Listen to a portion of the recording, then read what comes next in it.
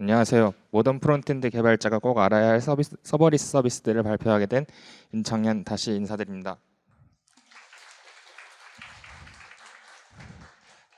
일단 간단하게 저에 대해 소개드리자면 전에 멋쟁이 사자처럼 해서 NFT 부서에서 프론트엔드 개발했고요.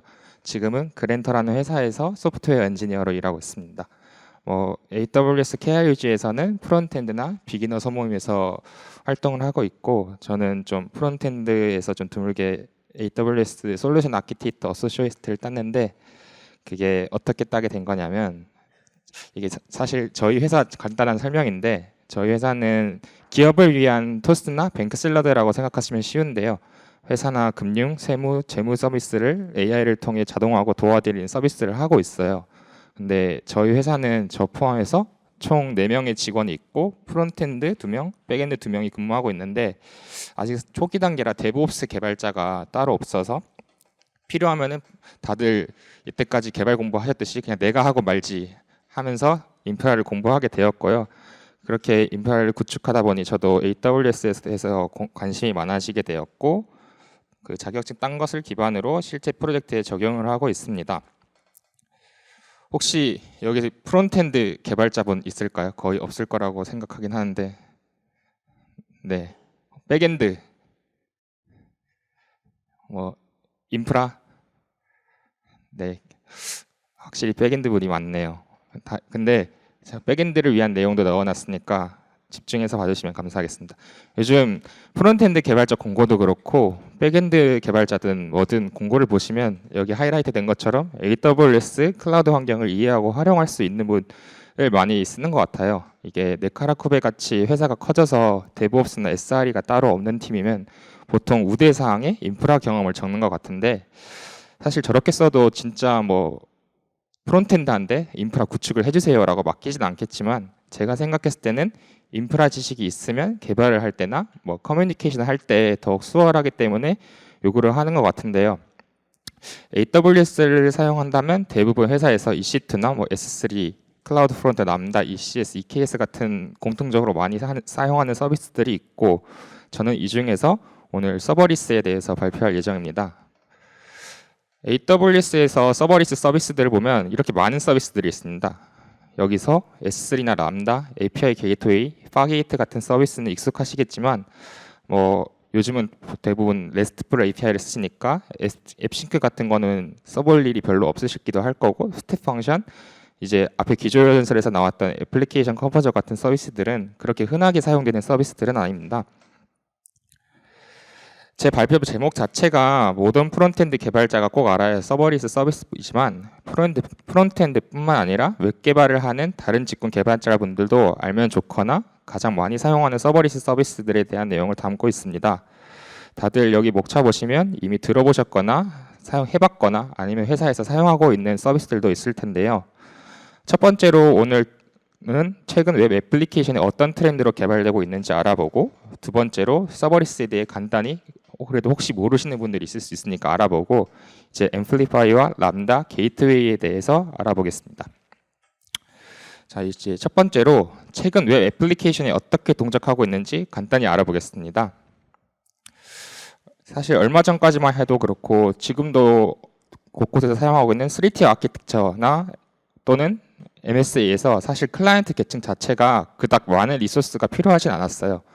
흔히들 프론트엔드로 요즘 사용하고 있는 리액트에서는 예전에는 CSR로 개발이 이루어졌기 때문에 서버는 단순히 빌드된 HTML만 던져주는 역할이어서 간단하게 배포하시기 원한다면 빌드에서 빌드한 파일 S3에 업로드하고 스태틱하게 호스팅을 할 수도 있었어요. 그로 인해 트래픽이 몰린다고 해서 클라이언트 계층 서버에 부담이 되거나 다운되는 일은 거의 없었는데, 오히려 서버의 리소스보다는 스태틱 파일을 잘 던져줄 수 있도록 네트워크 대역폭이 예전에는 더 중요했습니다. 하지만 요즘은 이제 대부분 프론트엔드에서 Next.js 같은 서버 사이드 렌더링 프레임워크가 최근 트렌드가 되면서 서버의 역할이 더욱 커졌습니다.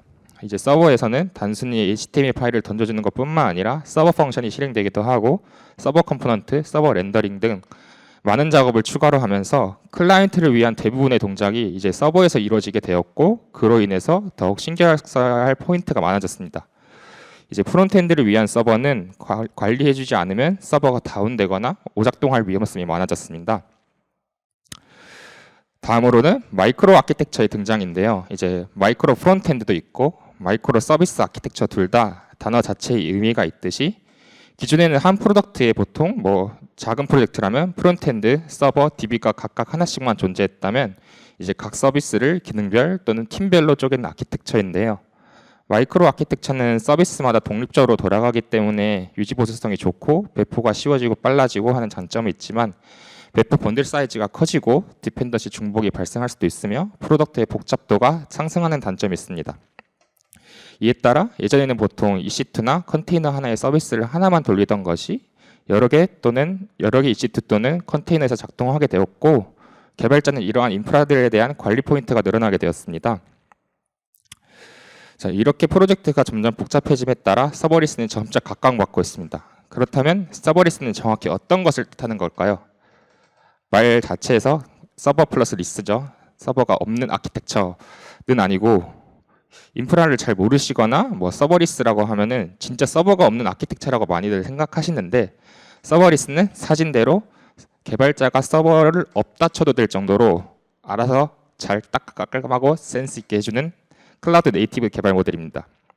즉 서버가 진짜 없는 게 아니고 서버는 어딘가에 실존하지만 개발자는 서버를 구축하고 유지 관리하고 트래픽에 맞게 오토 스케일링을 세팅하고 할 필요가 없다는 의미입니다.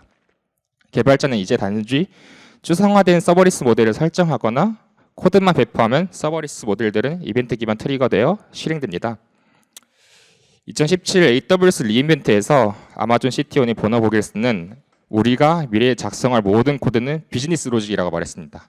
즉 개발자가 서버에 대해서 운영 및 관리를 위해 신경 쓰지 않고 오직 서비스를 위한 비즈니스 로직에만 집중하겠다는 미래에 대해서 방향성을 제시했습니다. 그리고 동시에 서버리스에 대한 중요한 원칙 4가지를 이야기했는데요. 사진에서 보시다시피 관리할 서버가 없으며 유연하게 확장 가능하고 고가형성을 보장하고 사용하지 않는 용량에 대해서는 지불하지 않는다입니다. 여기서 우리가 주목해야 할 점은 사용하지 않으면 청구되지 않는다. 즉 쓴 만큼만 낸다입니다. 특히 오늘 보시니까 대학생분들이나 20대 분들이 많이 보이시는데 학생들이나 비기너 또는 주니어 개발자들이 토이나 사이드 프로젝트를 하면서 서버리스가 더욱 효과적이라고 생각하는데요. 만약에 예전처럼 서버를 EC2에 띄워서 인프라를 구축했다면 이제 자기 전이나 사용하지 않을 때는 인스턴스 중지해주고 사용하지 않고 있는데도 실제로 인스턴스나 DB가 돌아가고 있기 때문에 불필요한 지출이 발생하며 이제 인프라 잘못 구축하거나 깜빡하고 있으면 이제 다음 달에 AWS 요금 폭탄 맞고 이제 다들 메일을 작성하시겠죠. 학생입니다. 한 번만 봐주세요. 처음입니다. 몰랐습니다. 이제 이럴 필요 없습니다. 하지만 서버리스의 가장 큰 메리트인 관리할 포인트가 없으며 쓴 만큼 내고 유연하게 확장 가능한 포인트는 인프라 지식에 미숙한 학생, 주니어들이 공부하려 했다가 괜히 요금 폭탄 맞는 불상사를 예방할 수 있습니다. 그중 저는 프론트엔드 개발자나 이제 백엔드 혼자 하시는 분들이 가장 쉽게 사용할 수 있는 서비스는 AWS 앰플리파이라고 생각하는데요. 혹시 앰플리파이를 사용해 보신 분들이 있을까요? 네, 그래도 좀 있네요. 제가 사는 전에 듣기로도 프론트엔드 별로 없고 백엔드 개발자나 데브옵스들이 많다고 들었는데 회사에서 이미 안정화된 서비스를 유지보수하는 게 아니라면 대부분의 작업은 우리는 신규 서비스를 개발하는 데 시간을 많이 소비합니다. 근데 이 신규 서비스라는 게 잘 될 수도 있고 생각보다 반응이 좋지 않을 수도 있고 힘들게 만들었는데 쥐도새도 모르게 사라지는 경우도 많아요. 이렇게 신규 서비스를 런칭할 때 가장 이제 힘든 점이 반응을 예상하기 어렵다는 것인데 이제 인프라를 구축할 때 리소스는 얼마나 할당할지 어느 포인트에서 스케일아웃을 할지 제한을 얼마나 둬야 할지 정량적으로 정하기가 되게 어렵습니다. 이때 추천하는 서비스가 저는 앰플리파이인데요. 앰플리파이를 사용해 계신 분들은 간단하게 기세 연동해서 프로젝트가 배포하는 것을 많이 사용하셨을 텐데요. 저 또한 많이 사용하고 있고 앰플리파이는 이 간단하게 웹을 호스팅하는 것뿐만 아니라 앱 관리를 위해 사용하는 다른 AWS 리소스, S3, 람다나 API 게이트웨이 등에 대한 비용과 앱 빌드 및 호스팅에 대한 비용만 지불하면 되고요. 앰플리파이는 앱 배포를 위한 서버리스 서비스를 넘어서 백엔드와 인프라에 대한 걱정 없이 빠르게 풀스택 앱을 만들기 위해 적합한 서비스입니다. 사진에 보시는 것처럼 앰플리파이는 단순 웹 호스팅뿐만 아니라 뭐 인증 인가 서비스를 제공해주기도 하고 데이터베이스 모델링이나 RESTful API, GraphQL API, 뭐 푸시나 AI 머신러닝 같은 다양한 서비스를 제공하고 있습니다. 앰플리파이가 만드는 모든 백엔드 인프라는 서버리스 기반이기 때문에 서버 업데이트나 보안 패치 등에 대해 전혀 신경 쓸 필요가 없습니다. 그리고 앰플리파이 UI라는 UI 라이브러리도 제공하고 있는데 또한 앰플리파이 스튜디오라는 서비스가 있습니다. 이거를 이용해서 로우 코드 개발 및 피그마를 통해서 간단히 클라이언트 코드를 변환해 주기도 하고 물론 이런 서비스가 직접 프론트엔드가 개발하는 것보다 디테일이 떨어질 수는 있는데 적은 리소스로 MVP를 개발할 때 테스트하기엔 충분한 기능이라고 생각합니다. 이제 앰플리파이 콘솔에 들어가시면 보통 우측 상단에 호스트 웹 앱을 사용하시는데 오늘은 빌드 그 밑에 있는 빌드 언 앱에 대해서 간단히 소개해드리겠습니다. 앱 만들기를 누르시고 간단하게 프로젝트 이름만 설정하시면 이런 화면이 나오면서 앰플리파이 스튜디오를 세팅하게 됩니다. 세팅이 완료된 이후에는 이런 화면을 보실 수 있는데 좌측 탭 호스팅 인바이먼트에서 기존에 앰플리파이 쓰셨던 것처럼 기세 연동하여 배포하실 수도 있고요. 오늘은 많이 사용해 보시지 않았을 백엔드 인바이먼트에 대해서 알아보겠습니다. 이 런치 스튜디오를 통해 앰플리파이 스튜디오를 사용해 볼 건데요. 글씨가 작아서 잘 안 보이실 수도 있는데 이게 앰플리파이 스튜디오의 메인 대시보드 화면입니다. 여기서 GUI를 통해서 이렇게 데이터 모델링을 하실 수도 있고 이제 뭐 구글이나 휴대폰 번호 인증, 뭐 소셜 로그인 같은 다양한 로그인 방식도 지원하고 있기 때문에 매번 각 소셜 개발자 센터에서 세팅을 하거나 뭐 이메일, 휴대폰 인증을 위한 서드 파티 서비스를 계약할 필요가 없습니다. 그리고 오늘 가장 많이 소개드리고 싶은 부분이 피그마로 리액트 코드를 변환해 주시는 기능인데요. 뭐 프론트엔드 분이 적고 백엔드가 많으셔서 보통 혼자 개발하실 때 이게 내가 프로젝트 UI를 만들기가 되게 힘드시잖아요. 보통 서버만 짜시니까. 근데 앰플리파이 스튜디오를 이용하시면 리액트뿐만 아니라 리액트 네이티브, 플러터, 뷰, 앵귤러, 코틀린, 스위프트 등 다양하게 코드를 변환하실 수 있는데요. 제가 데모를 준비하려다가 이게 발표자들 사이에서는 데모의 저주가 있어요. 꼭 하려면 안 되는. 그래서 동영상으로 간단하게 어떻게 이루어지는지 살펴보겠습니다. 이게 실제로 AWS 공식 유튜브에 올라와 있는 건데요. 이제 앰플리파이로 들어와서 아까 제가 말씀드렸다시피 앱을 만드시고 스튜디오로 들어오신 다음에 좀 조용히 해주세요. 네. 이렇게 데이터 모델링을 통해서 간단하게 ERD를 짜신 뒤에 여기서는 뭐 소스라는 거에 이제 ID와 뭐 어서 또 텍스트를 선언하죠. 옆에서 이제 보시는 것처럼 required나 array를 프로퍼티로 설정하실 수도 있고요. 이제 피그마에 이렇게 앰플리파이 테마 에디터랑 기본 템플릿을 제공합니다. 보통 프론트엔드 분들이 많이 사용하시는 엔트디나 뭐 머티리얼 UI처럼 기본적으로 디자인 컴포넌트가 이루어져 있고요. 피그마에 들어오시면 이렇게 프라이머리 컬러를 바꾸실 수도 있고 이제 디자이너들이 짜신 거를 그대로 임포트 하시기만 하시면 되는데요. 여기서 싱크 윗 피그마를 통해 피그마 링크를 하면은 이제 피그마에 보통 우리가 컴포넌트만 있는 게 아니고 페이지들이 있잖아요. 그래서 이 과정에서 어떤 것을 받아들일지 말지 설정을 하실 수 있습니다. 이제 페이지 같은 거는 이제 리젝을 통해서 안 받으시면 되시고 이렇게 컴포넌트들만 액셉트 하시면 기본 컴포넌트가 세팅이 됩니다. 여기서 이 텍스트에 뭘 넣을지 아까 데이터 모델링에서 설정한 뭐 어서를 넣을지 텍스트를 넣을지 간단히 GUI를 통해서 세팅을 하실 수 있고요. 그 다음에 그 콘텐츠를 저희가 넣어야 되잖아요. 여기서 똑같이 어드민 페이지에 하시는 것처럼 여기 좌측 메뉴에 콘텐츠 메뉴를 통해서 데이터를 삽입할 수 있습니다.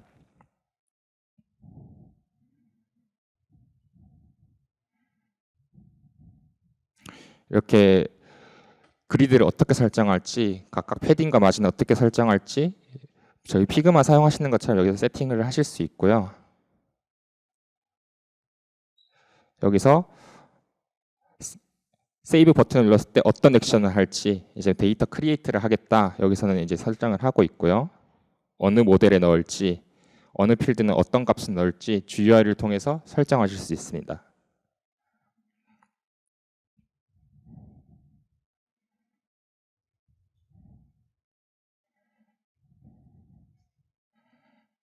여기서는 이 버튼을 눌렀을 때 어느 페이지로 라우팅 될지 이제 설정을 하시는 부분이고요. 이제 보통 CLI에서 Create Next 앱을 통해서 넥스트 프로젝트를 생성한 다음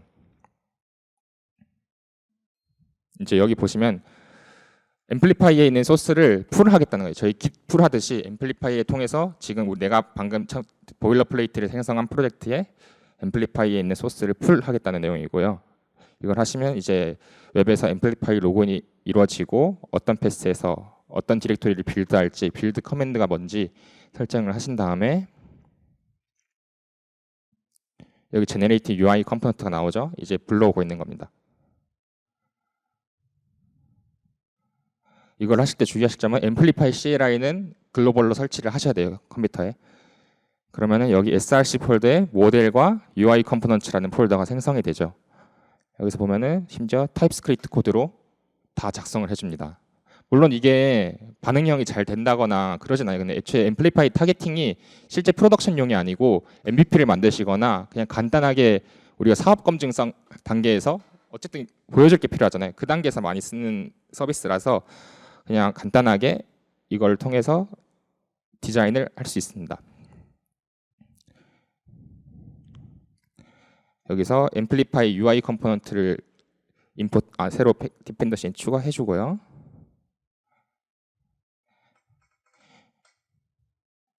제가 앞서 말씀드린 것처럼 노 코드는 아니고 로우 코드입니다. 조금의 코딩은 필요한데 다들 학교에서 비전공자분들도 계시겠지만 코딩 시작할 때 HTML 정도는 다들 배우셨잖아요. HTML만 할 줄 아시면 충분히 하실 수 있어요.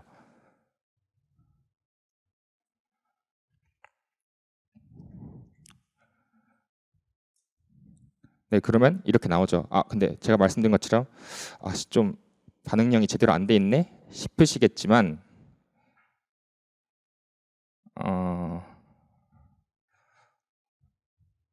잠시만요. 여기 뒤에서 아마 나올 거예요.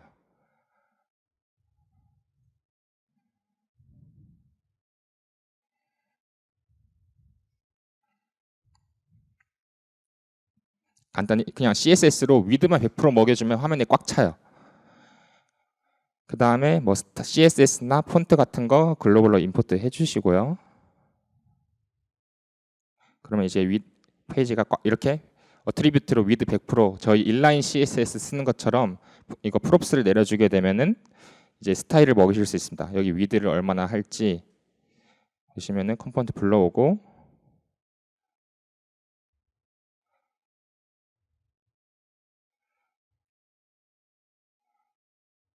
마진을 얼마나 넣을지 이런 식으로 코딩을 하시면은 스타일이 바로 적용됩니다. 이 데이터들은 실제로 아까 우리가 앰플리파이 스튜디오에서 입력했던 그 콘텐츠를 불러오는 거고요. 그래서 굳이 DB 같은 거 안 만드셔도 됩니다. 이제 페이지 이동했으니까 페이지를 새로 만들어 주고요. 텍스트에서 여기서 아까 우리가 세이브했을 때 데이터를 추가하기로 액션을 추가해 놨거든요. 그러면 세이브 누르고 바탕에 마시면 추가되어 있습니다. 이게 좋은 거에 보통 이런 거 할 때 뭐 유저 관리나 콘텐츠 관리를 위해 보통 어드민을 따로 짜야 되잖아요. 아니면 DB에서 좀 직접 수정하거나 그럴 필요 없이 앰플리파이 스튜디오를 어드민처럼 사용하시면 됩니다. 이거 하시면 이제 백엔드 분들 혼자 만드시고 웹에서 테스트해 보실 수 있어요. 프로젝트도 이제 올려서 포플로 쓰실 수도 있고요. 이 백엔드가 사실 이력서나 낼 때 뭔가 보여주기가 힘들잖아요. 보통 코드만 있으니까. 근데 이런 웹을 간단히 만들어서 이제 이력서에 그냥 링크만 첨부한다면 실제로 이제 사용하실 수 있는 프로젝트가 완성이 됩니다. 다음으로는 이제 가장 흔히들 사용하실 람다에 대해서 설명을 드릴 건데요. 이제 AWS 람다는 이벤트가 발생했을 때 코드를 실행하고 있는 컴퓨터 리소스를 관리하는 서버리스 컴퓨팅 서비스입니다. 람다는 서버 관리 부담을 줄이고 싶거나 특정 시간 기간에만 사용하고 싶은 경우 유용한데요. 함수가 호출될 때만 코드를 실행하기 때문에 불필요한 서버 가동을 줄일 수 있고 람다는 노드나 파이썬, 자바, 루비 등등 다양한 언어를 지원하기 때문에 빠른 개발 및 배포가 가능한 장점이 있습니다. 하지만 람다를 사용하실 때 리소스 제한이 존재하기 때문에 메모리는 최대 10기가, 처리 시간은 최대 15분으로 제한되어 있어서 대용량이 오래 걸리는 작업이나 배치 작업 같은 경우는 적합하지 않습니다. 또한 람다는 함수가 호출되면 새로운 컨테이너를 띄우는 방식이기 때문에 별도의 상태를 저장하지 않는 스테이트리스인데요. 즉 함수가 트리거되어 실행될 때마다 새로운 환경에서 호출되며 이전 이벤트의 실행 컨텍스트에 대한 액세스 권한이 없다 보니 DB 커넥션을 유지하는 등 같은 기능을 사용하실 수 없습니다. 이제 람다를 보통 사용하실 때 가장 문제되는 게 콜드 스타트인데요. 앞서 서버리스 특징에서 말씀드렸듯이 서버리스 서비스들은 사용한 만큼만 지불되기 때문에 함수가 실행되지 않을 때는 잠시 컴퓨팅 파워를 꺼둡니다. 그래서 다시 함수를 호출하면 람다 컨테이너를 띄우고 실행 환경을 구성하기 위해 약간의 딜레이가 발생하는데요. 해당 사진에서 언어 및 메모리별 스타트 타임을 시각화한 그래프인데요. S축은 메모리 사이즈, Y축은 시작 시간을 밀리세컨드로 나타내고 있습니다. 보시는 것처럼 파이썬과 노드의 경우 이제 빠른 스타트 타임을 가지게 되고 그에 반해 자바와 C# 같은 경우는 느린 시작 시간을 확인할 수 있습니다. 또한 이 그래프에서 나오진 않지만 고 언어 역시 파이썬과 비슷하게 빠른 스타트, 콜드 스타트를 하게 됩니다. 이제 람다는 언어 외에도 할당된 메모리에 따라서 콜드 스타트 타임이 다른 것을 확인할 수 있는데요. 이게 비즈니스 로직에 따라 다양한 메모리 환경에서 테스트해 본 후 비용 측면이나 퍼포먼스 측면에서 고려해서 최적화를 하시는 게 중요하고요. 이 외에도 람다 퍼포먼스에 영향을 주는 것들은 VPC 네트워크 내부에 속하는지, 코그니트 같은 IM 서비스를 사용하는지, 이제 언어에 따라, 메모리에 따라, 언어별 버전에 따라 모두 지연 시간이 차이 나기 때문에 본인 개발 환경과 함수의 특징에 따라 충분히 비교를 하신 뒤에 사용하시는 것이 좋습니다. 보통 콜드 스타트 타임을 해결하기 위해서 람다 함수를 5분마다 호출하는 방법이 대중적인데요. 이제 AWS 이벤트 브린치나 클라우드 와치 등을 통해서 람다를 호출하거나 라우트 53의 헬스 체크를 위해 사용하여 계속 찔러주는 방법도 있지만 이러한 호출도 모두 비용이기 때문에 충분히 고려하신 후 적용시키는 것이 중요합니다. 이제 콜드 스타트를 다들 들어보셨지만 콜드 스타트가 정확히 어떻게 독근작하고 하기 때문에 생기는지 잘 모르시는 분들이 있는데요. 이제 오늘은 AWS 리인벤트 2022에서 새롭게 발표된 이제 스냅스타트라는 서비스에 대해서 알려드릴 건데요. 이제 얼마 전은 아니지만 올해 서울 이전도 지원하게 되었고 앞서 콜드 스타트에 대해 간략히 말씀드렸는데 이제 람다의 작동 방식과 콜드 스타트에 대해 이해가 되어야 됩니다. 람다는 요청이 발생하는 시점에 인스턴스를 기동하고 코드를 실행하게 되는데요. 이제 코드를 실행하려면 코드를 다운로드 받아야겠죠. 코드를 다운로드 받고 컨테이너를 실행하고 런타임 실행 순서대로 이루어지는데요. 이러한 순차적인 과정을 콜드 스타트라고 합니다. 람다의 첫 요청 때는 이러한 일련의 과정으로 인해 시간이 소요되는데요. 그래서 이러한 시간을 단축시키기 위해 앞서 말씀드린 방법으로 5분마다 함수를 호출하는 방법을 사용하는 겁니다. 이제 람다 스냅스타트란 람다의 사전 초기화된 스냅샷을 생성하고 콜드 스타트 시 해당 스냅샷을 사용하여 코드를 실행하는 기능인데요. 스냅스타트를 사용하는 경우 람다 펑션을 배포하면 초기화 단계를 실행하고 초기화 단계가 완료되면 람다는 메모리 및 로컬 디스크를 포함한 전체 기능의 스냅샷 이미지를 생성하고 캐싱하게 됩니다. 콜드 스타트가 발생하게 되면 람다는 실행 환경을 처음부터 실행하는 대신 캐싱된 스냅샷을 이용하여 런타임을 실행하기 때문에 콜드 스타트 시간을 개선하게 됩니다. 스냅스타트를 사용하는 경우 그림과 같이 두 가지 페이지로 나뉘게 되는데요. 여기서 디플로이먼트 페이지는 기존 람다에 없던 내용입니다. 람다 배포 시 디플로이 페이지가 실행되고 람다 펑션 호출 시 인보케이션 페이지만 실행되는데요. 이로 인해 기존의 콜드 스타트 세 가지 단계, 코드 다운로드, 컨테이너 실행, 런타임 실행 과정이 필요 없기 때문에 람다의 실행 시간을 단축시키고 5분마다 계속 호출로 인한 사용 비용도 절감할 수 있습니다. 스프링 프레임워크처럼 부트스트랩 단계에서 많은 양의 처리가 필요한 경우 성능 향상을 크게 기대할 수 있는데요. 이제 기존 서버리스 스프링 부트 2 함수에서 init 시간이 여기 보시면 init 듀레이션이 6.3초죠. 이거를 스냅스타트를 하게 되면 142ms까지 줄일 수 있습니다. 심지어 스냅스타트 사용에 대한 추가 비용은 따로 받지 않습니다. 자, 이제 하시면 써볼까 싶으신데 스냅스타트는 자바 런타임 전용이에요. 심지어 자바 11과 17만 지원하고 x86 아키텍처에서만 사용할 수 있습니다. 나는 노드 개발자인데 싶으시면 어떡하지 하는데 앞에 보신 것처럼 노드는 애초에 콜드 스타트 타임이 짧아요. 물론 그게 통상적인 결과지만 노드는 자바에 비해서 애초에 콜드 스타트 시간이 짧기 때문에 자바를 먼저 지원하는 것 같습니다. 또한 ARM64 아키텍처, EFS 또는 512MB보다 큰 임시 스토리지를 지원하지 않습니다. 그리고 디플로이먼트 페이지 단계로 인해 배포 시간이 늘어나는 단점도 존재합니다. 이제 스냅스타트를 사용할 때 유의사항과 모범 사례에 대해 말씀드리겠습니다. 람다가 스냅샷에서 함수를 제기할 때 초기화 단계에서 함수가 설정한 연결 상태는 보장되지 않습니다. 대부분 AWS SDK가 설정한 네트워크 연결이 자동으로 재개되는데 다른 연결의 경우 다음을 따르는 것이 좋습니다. 첫 번째로 호스트 이름을 고유한 실행 환경 식별자로 사용해야 됩니다. 이게 무슨 말이냐? 실행 환경을 애플리케이션 고유한 노드 또는 컨테이너로 식별하는데 호스트 네임을 사용하지 않는 것이 좋습니다.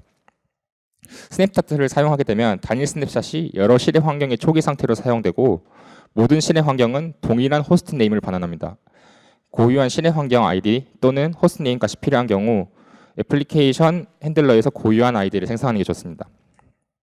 두 번째로 스냅스타트는 대규모 함수 호출에서 사용할 때 가장 효과적입니다. 자주 호출되지 않는 함수에서는 동일한 성능 향상이 이루어지지 않습니다. 세 번째는 함수 핸들러가 아니라 초기화 코드에서 시작 지연 시간에 영향을 미치는 클래스를 미리 로드하시는 게 좋습니다. 이렇게 하면 과도한 클래스 로딩과 관련한 지연 시간이 호출 경로 외부로 오프로드되어 스냅스타트 사용을 시작 성능이 최적화됩니다. 이제 네 번째로는 캐치된 스냅샷은 14일 동안 사용하지 않으면 제거됩니다. 업데이트되거나 패치된 런타임에 따라 스냅샷이 달라지는 경우 람다는 자동으로 캐싱을 업데이트합니다. 이제 다음으로 가장 마지막인 API 게이트웨이인데요. 이제 API 게이트웨이가 최근 MSA 트렌드가 되면서 더욱 부각되고 있는 서비스인데 MSA가 서비스를 보다 작은 단위로 분리하여 관리하게 되었고 서비스를 작은 단위로 분리함에 따라 변경에 따른 영향도를 최소화하면서 개발과 배포를 할 수 있다는 장점이 있지만 작은 단위로 나뉘어진 서비스들의 엔드포인트를 관리하는 데 있어서 어려움이 있고 각 서비스에 공통으로 들어가는 기능을 중복으로 개발하는 문제가 발생합니다. API 게이트웨이는 이러한 문제를 해결하기 적합하며 API 게이트웨이를 사용하면 RESTful API나 웹소켓 API 등을 작은 단위 서비스로 통합적 관리할 수 있습니다. 그리고 API 게이트웨이를 사용하게 되면 사용자는 각 서비스의 엔드포인트 대신 API 게이트웨이로 요청을 보내게 되고 요청을 받은 API 게이트웨이는 설정에 따라 각 서비스 엔드포인트로 사용자를 대신하여 요청하고 응답을 받으면 다시 사용자에게 던져라는 쉽게 말해 프록시 역할을 하게 됩니다. API 게이트웨이의 주요 기능은 세 가지가 있는데요. 첫 번째로 인증 및 인가입니다. 이제 인증 및 인가 서비스는 서비스 호출에 있어서 매우 중요한 역할 중 하나죠. 관리자와 사용자가 분리되어 있는 웹 서비스들이 대부분인데 그들의 호출이 자유롭다면 보안상 문제가 발생합니다. 그런데 서비스가 MSA로 인해 분리된다면 이러한 보안 처리는 어떻게 해줘야 될까요?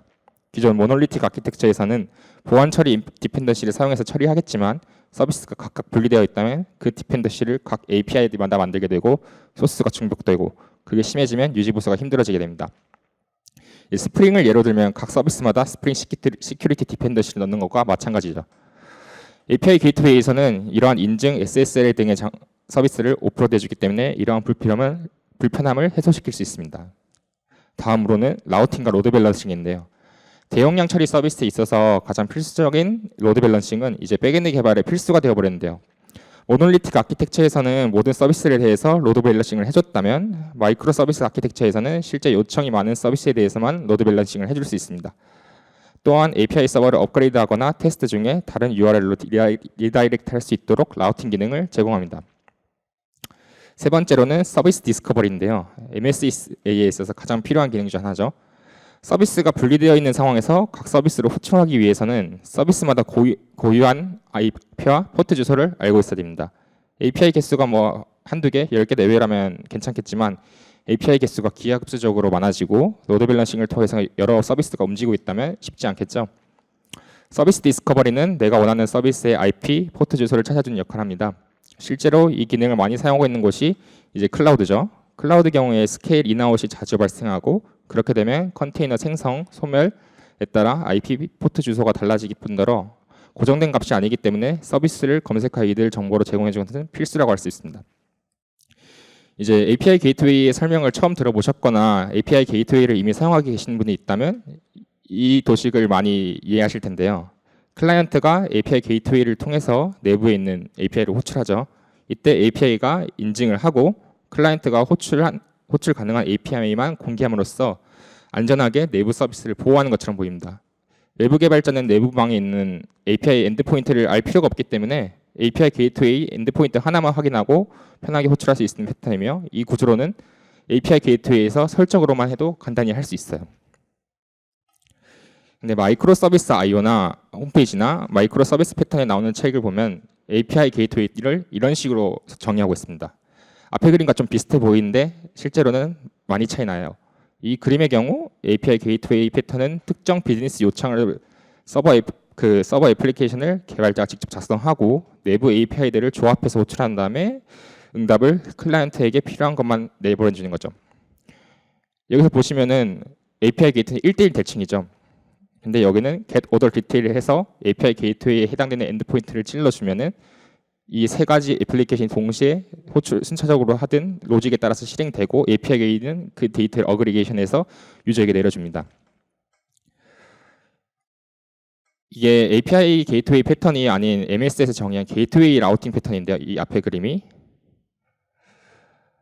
이거는 단순히 요청 응답 라우팅에 대해서 관한 패턴으로 정의하고 있습니다. 이게 예를 들면 그래서 API 게이트웨이에서 되게 일부분의 기능만 사용하는 건데요. 이제 프론트엔드 분 계시니까 Next.js를 그냥 페이지 라우팅 구조 편하다고 쓰시는 거나 비슷하다고 생각하시면 돼요. 즉 MSA를 사용하신다고 API 게이트웨이를 꼭 사용해야 되는 건 아니고, 단순히 라우팅을 위해 API 게이트웨이를 사용하는 방법도 있고 이러한 패턴도 사용하는 방법이 있으니까 나중에 API 게이트웨이를 사용하실 일 있을 때 참고하시면 좋을 것 같습니다. 이 발표 자료를 준비하면서 마이크로 서비스 IO나 AWS가 보통 우리 콘솔만 들어가시잖아요. 독스에 되게 자세한 내용이 있어요. 물론 한국어가 많지는 않지만, 그래서 사용하실 때 독스를 한번 읽어보셨으면 좋겠고, 이 API 게이트웨이 패턴에는 관한 내용은 제가 작년에 우아콘에서 발표한 내용을 참고했습니다. 발표는 여기까지 하겠습니다. 감사합니다.